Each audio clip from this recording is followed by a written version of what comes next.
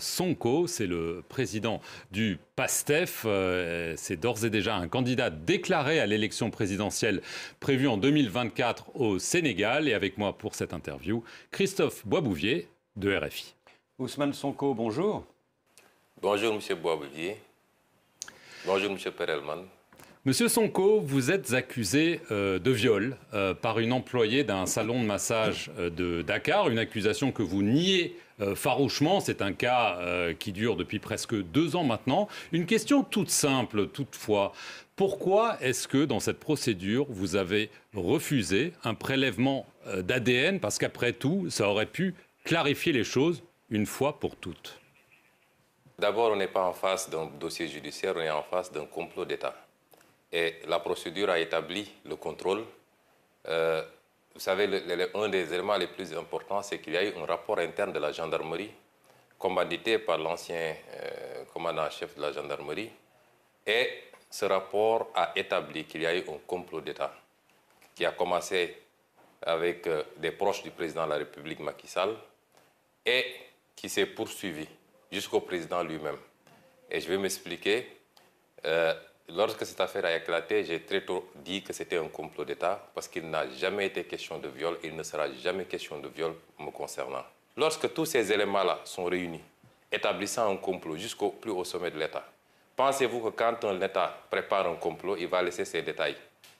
Au nom de quoi je me soumettrai à un test ADN sur une procédure dont celui qui avait demandé des prélèvements est lui-même impliqué dans le complot, c'est-à-dire le procureur de la République, et qu'il a été capable, fait extrêmement gravissime, de modifier un rapport d'enquête d'un gendarme à la base pour pouvoir m'incriminer. On n'est pas dans un dossier ordinaire et c'est pourquoi je ne me soumettrai pas à ce test. Monsieur Sonko, les opposants Karim Wade et Khalifa Sall ont une condamnation qui, a priori, les empêche de se présenter. L'ancienne première ministre, Mme Aminata Touré, qui vient de déclarer sa candidature, elle est aussi mise en cause, cette fois dans la presse, pour sa gestion au Conseil économique et social. Si vous-même, vous êtes renvoyé en procès puis condamné, vous ne pourrez pas être candidat l'année prochaine. Est-ce que vous pensez que c'est une stratégie délibérée ou pas? Mais vous avez la réponse à votre question.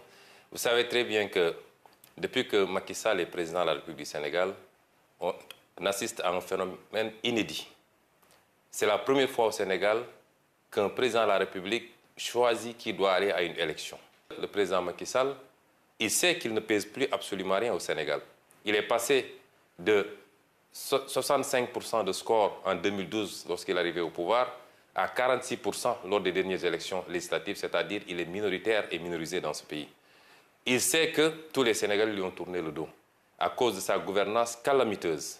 Mais aujourd'hui, sa stratégie, c'est de communiquer sur l'international, de se présenter comme le seul capable de diriger le Sénégal, de gérer les intérêts internationaux, d'assurer une stabilité du Sénégal dans un contexte sous-régional et régional extrêmement perturbé. Et ce discours semble passer. Parce que, pour ce faire, il instrumentalise un certain nombre de contextes. D'abord, le contexte du terrorisme.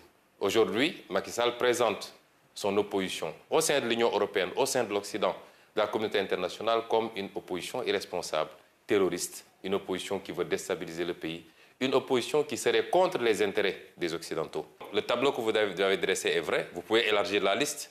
Aujourd'hui, Barthélémy Diaz, maire de Dakar, est sous le coup d'une condamnation. Il est à la dernière phase, la cassation.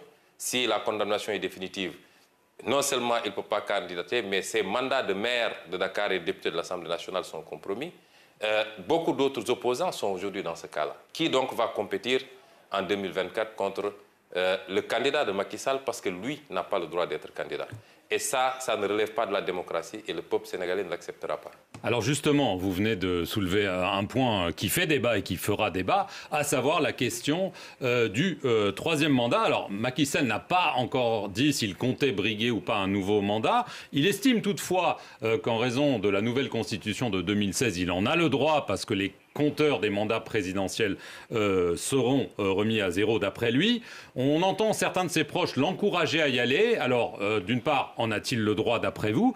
Et si il y va, Qu'est-ce que vous allez faire? On voit que vous demandez des manifestations, des concerts de casseroles. Est-ce que vous seriez peut-être tenté par une stratégie de déstabilisation si jamais il saute le pas? Vous savez, le seul fait que ce débat se pose encore au Sénégal n'honore pas ce pays et n'honore pas le président Macky Sall.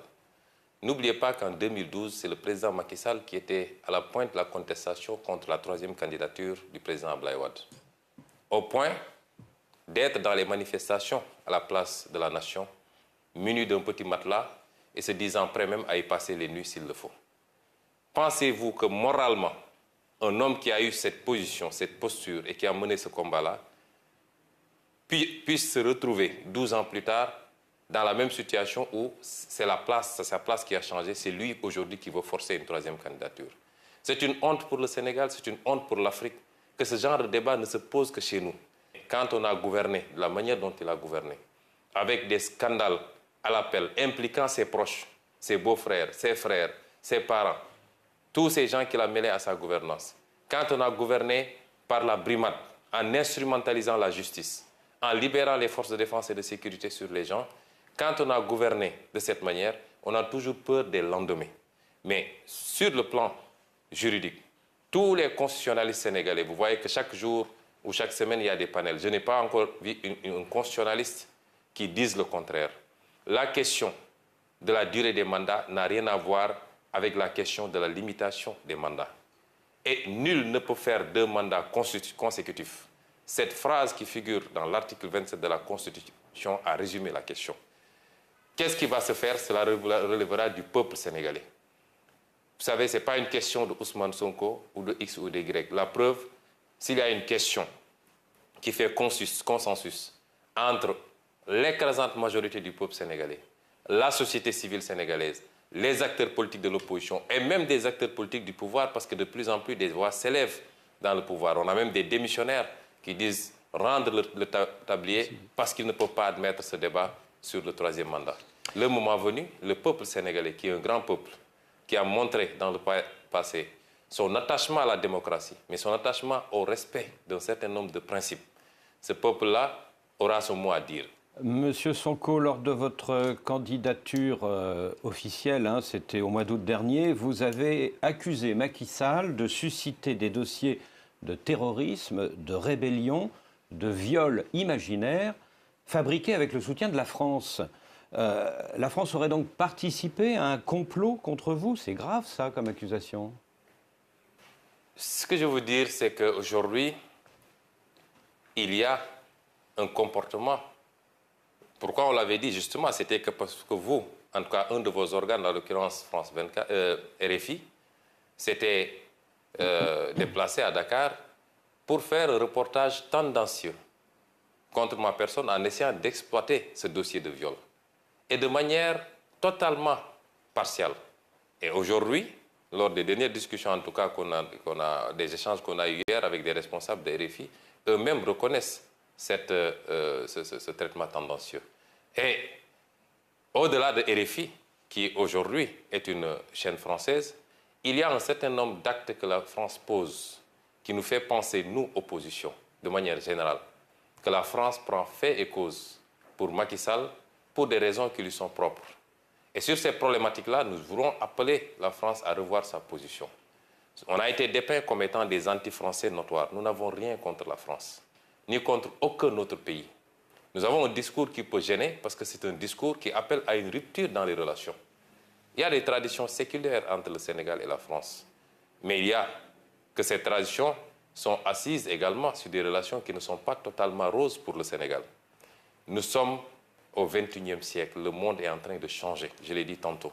La carte géopolitique du monde doit appeler chacun à revoir son attitude. Il ne s'agit plus de placer un président, de lui apporter un total soutien, tant qu'il accepte la coopération telle que vous la voulez ou telle que vous l'entendez. Nos pays aspirent à autre chose et nous voulons continuer des partenariats, mais dans le sens d'un partenariat gagnant-gagnant. Et ça appelle à une révision d'un certain nombre d'axes, au niveau économique surtout, mais également sur beaucoup d'autres plans. Sur le plan international, c'est qu'il y a un fait inédit depuis quelque temps, nous nous rendons compte que la communauté internationale établie au Sénégal semble avoir même peur d'entrer en contact avec l'opposition. Et à chaque fois que c'est programmé, que ce soit l'Union européenne ou toutes les autres instances de la communauté internationale, c'est déprogrammé à la dernière minute. Et on nous dit que ce serait un veto du président Macky Sall. Et nous voulons dire à cette communauté internationale que l'opposition sénégalaise est une opposition responsable, ouverte sur le monde, qui connaît la tradition et l'histoire de la coopération au Sénégal, qui en aucun cas ne peuvent être interrompues. Mais que nous voulons des discussions beaucoup plus sereines, beaucoup plus ouvertes et orientées vers des partenariats constructifs et bénéfiques, c'est-à-dire des partenariats gagnant-gagnant, dans la gestion de nos ressources naturelles, dans la passation des marchés publics, dans la gestion d'un certain nombre d'éléments extrêmement sensibles que nous avons en commun et en partage, et qui, mal gérés, rejaillissent sur les phénomènes que nous connaissons, notamment cette immigration qui pose problème à l'Europe. Monsieur Sonko, vous dites que vous n'êtes pas contre la France. On a vu des manifestations anti-françaises et parfois pro-russes dans plusieurs capitales africaines. On a vu l'arrivée de mercenaires russes au Mali, peut-être au Burkina Faso. Quelle est votre appréciation de cette arrivée des Russes sous différentes formes? Est-ce que la Russie est un partenaire de confiance qui pourrait se substituer à la France? Oui, c'est des questions extrêmement délicates sur lesquelles notre position elle est très simple. Les pays africains sont des pays indépendants qui peuvent envisager de manière autonome leur coopération. Et aujourd'hui, coopérer avec la France, les États-Unis, la Russie ou la Chine est une option. Mais ce que je voudrais dire à nos amis africains, c'est de faire très attention sur un certain nombre de questions. Il n'est pas question de remplacer un partenariat qu'on considérait défavorable par un autre qui peut l'être beaucoup plus. Et remplacer un drapeau par un autre ne milite pas en faveur du combat pour la souveraineté des pays africains. Nous devons être très prudents, l'ouverture certes, mais à l'endroit de la Russie également. Ce qui est attendu, ce n'est pas un partenariat de guerre. On n'attend pas que la guerre s'installe dans un pays pour débarquer, mais nous voulons des partenariats beaucoup plus constructifs, beaucoup plus larges, qui englobe toutes les questions de développement qui nous interpellent, en respectant la liberté de chaque pays maintenant à pouvoir choisir librement ses partenaires. Et aujourd'hui, ce qu'on voit souvent dans certains pays africains avec beaucoup d'euphorie, me semble ne pas aller dans ce sens-là, c'est-à-dire on n'est même pas dans cette situation d'assumer une conquête légitime de souveraineté, mais on est dans le remplacement. Et est-ce que ce qu'on remplace